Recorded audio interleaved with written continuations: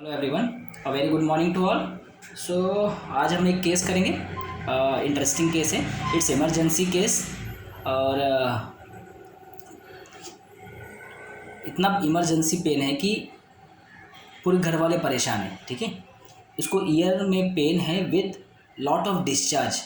ठीक है, रात रात भर पेन रहता है, बच्चा सोता नहीं। अराउंड उसका एज जो है अराउंड 18 19 या 20 के आसपास रहेगा उसका। एक डॉक्टर साहब का लड़का है ये। डॉक्टर साहब ने मुझे फ़ोन किया।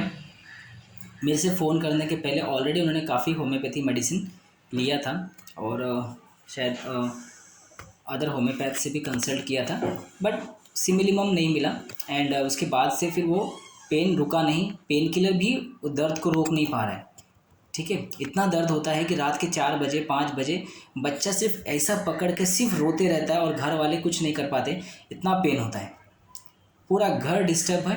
ठीक है, सो मैंने उस बच्चे का केस लिया, मैंने उसका बात किया कि क्या दिक्कत हो रहा है। तो बच्चे ने बताया, सर बहुत दर्द है, बहुत दर्द है, मतलब भयानक दर्द है। वो दर्द को सोचता हूँ तो मेरे रोंगटे खड़े हो जाते हैं। मेरा इतना दर्दनाक रहता है, रात रात भर मैं कुछ नहीं कर पाता हूँ। दर्द की वजह से मैं बस रोते रहता हूँ, रोते रहता हूँ। इतना दर्द होता है, मुझे कुछ सहन नहीं होता। मैं किसी से बात करने का मन नहीं करता है। कोई मुझसे बात करे बुलाए, मुझे वो भी सहन नहीं होता है। मुझे बहुत चिड़चिड़ होती है, बहुत बहुत चिड़चिड़ होती है उस समय, दर्द के समय में। ठीक है, मुझे इतना डर लग रहा है कि वापस से वो दर्द आ जाएगा। और मुझे रोज़ दर्द हो रहा है कि मैं दर्द का दवा खाता हूँ तो भी दर्द कम नहीं हो रहा है। तो मुझे अभी रात को, मतलब रोज़ रात को, और अभी भी मुझे दर्द है, मगर वो अभी मैंने पेन किलर खाया है, थोड़ा सा मुझे हल्का सा आराम लग रहा है, तो मैं आपसे बात कर पा रहा हूँ। मेरे को किसी से बात नहीं करना, मुझे शांत रहना है और कोई मुझसे बात ना करे। और बहुत चिड़चिड़ मच रही है दर्द की वजह से, और बहुत रात रात भर बैठ के मैं सिर्फ इस पोजीशन में रो रहा हूँ।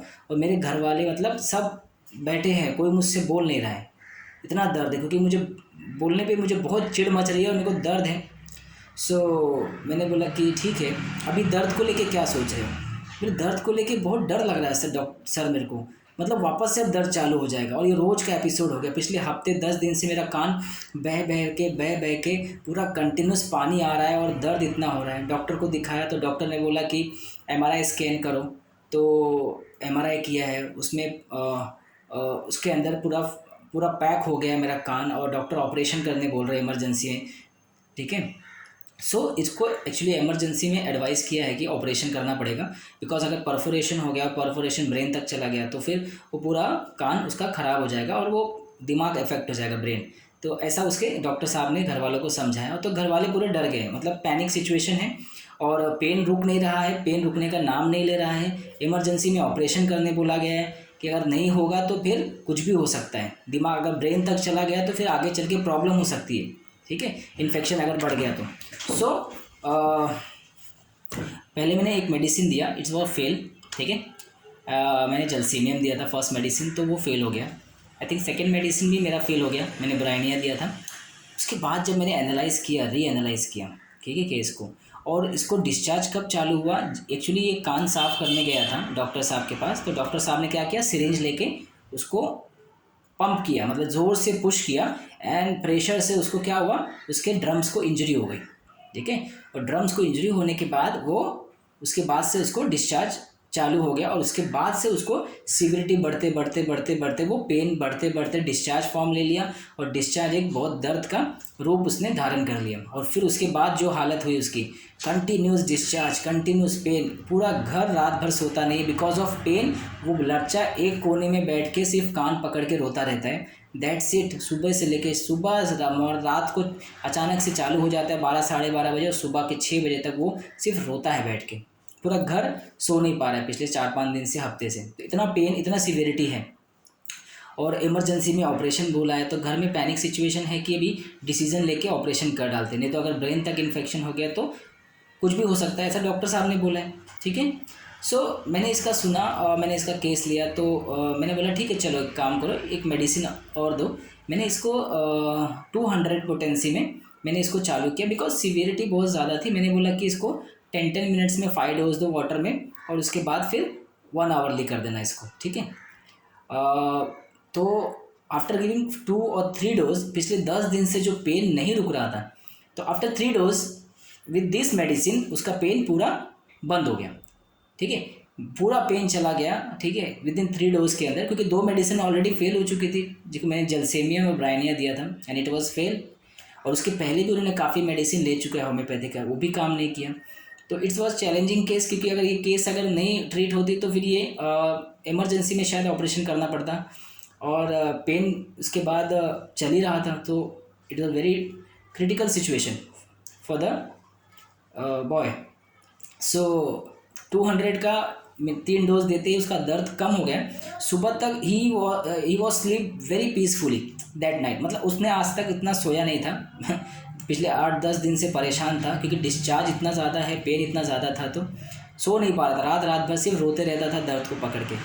सो मेडिसिन देने के बाद वो सो गया, उसके बाद सुबह उठा and pain was totally all right, pain उसको ज़रा सा भी नहीं था ही, मगर डिस्चार्ज हो रहा था। तो मैंने उससे बताया कि डिस्चार्ज 3-4 दिन चलेगा, उसके बाद धीरे धीरे वो भी कम हो जाएगा।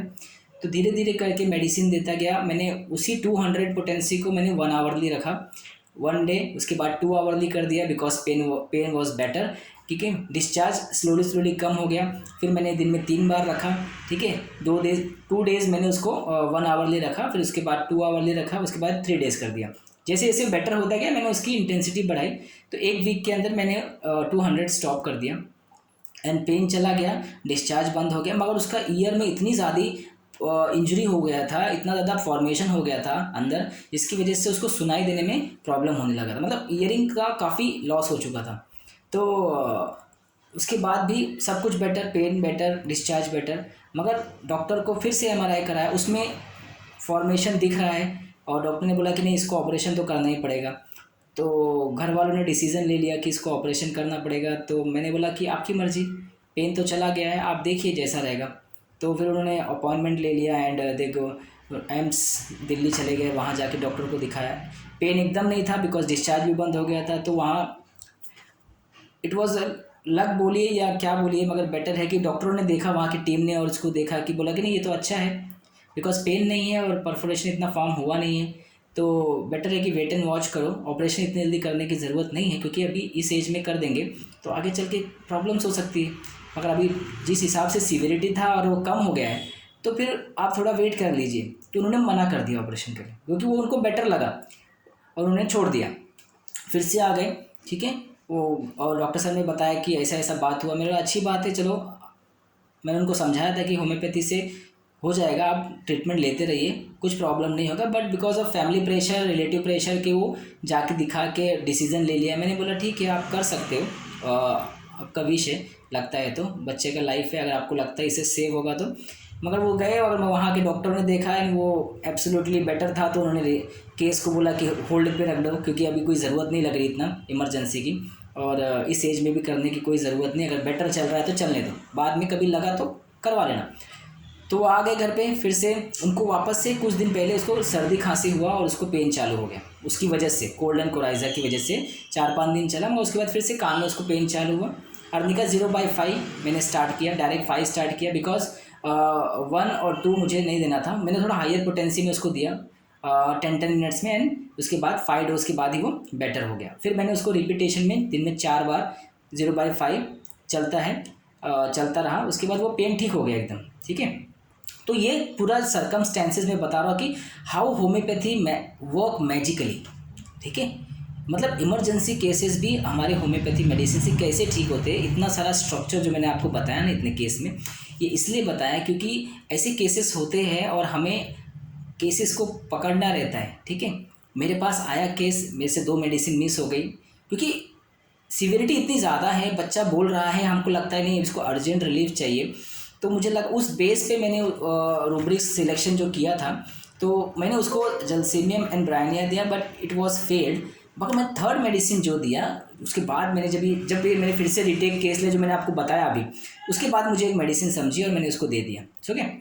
सो फर्स्ट क्या बोला उसने, मैं आपको केस एनालिसिस समझा देता हूँ कि उसने बोला कि भयानक दर्द होता है, मतलब रोंगटे खड़े हो जाते हैं, ऐसा दर्द होता है, क्योंकि रात रात भर वो दर्द मैं सहता हूँ, इतना दर्द होता है। तो वो दिमाग में वो छाप इतनी ज़ोरदार है कि फिर से आ जाएगा तो इतना दर्द मतलब बर्दाश्त नहीं होता।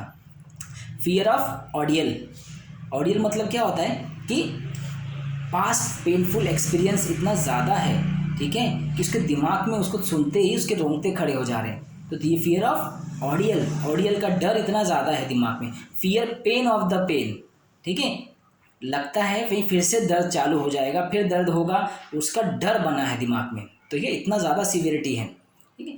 तो anguish pen during, anguish pen during में 7 रेमेडी है, आपको मर्फी रेपर्टरी में मिलेगा ये एंग्विश पेन ड्यूरिंग, क्योंकि बाकी रेपर्टरी में एंग्विश पेन ड्यूरिंग नहीं है, मगर ये एंग्विशनेस है बिकॉज पूरा रात बैठ के he was crying crying crying crying, पूरा घर उसको देख के हेल्पलेस है ना, कुछ नहीं कर पा रहे, पेन किलर से रुक नहीं रहा है, कान बहते जा रहा है, इतना सीवियर डिस्चार्ज हो रहा है कान से, इतना सीवियरिटी ऑफ पेन है, एंड मगर कुछ नहीं करना, इज हेल्पलेस फीलिंग है।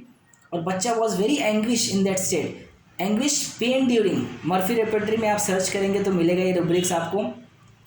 उस समय क्या करता है, किसी से बात करना नहीं चाहता, क्वाइट वॉन्ट्स टू बी, कोई बोलना नहीं चाहता, डिस्टर्ब ना करे, disturb averse to pain, irritability चरम सीमा पे है उसकी, बिकॉज ऑफ पेन इतना सह रहा है, इरिटेबिलिटी पेन ड्यूरिंग। इसी को बेस को जज करके मैंने पहले उसको जलसेमियम दिया था, because quite wants to be disturb averse to pain सोच के, फिर मैंने ब्राइनिया भी दिया, but it was not work.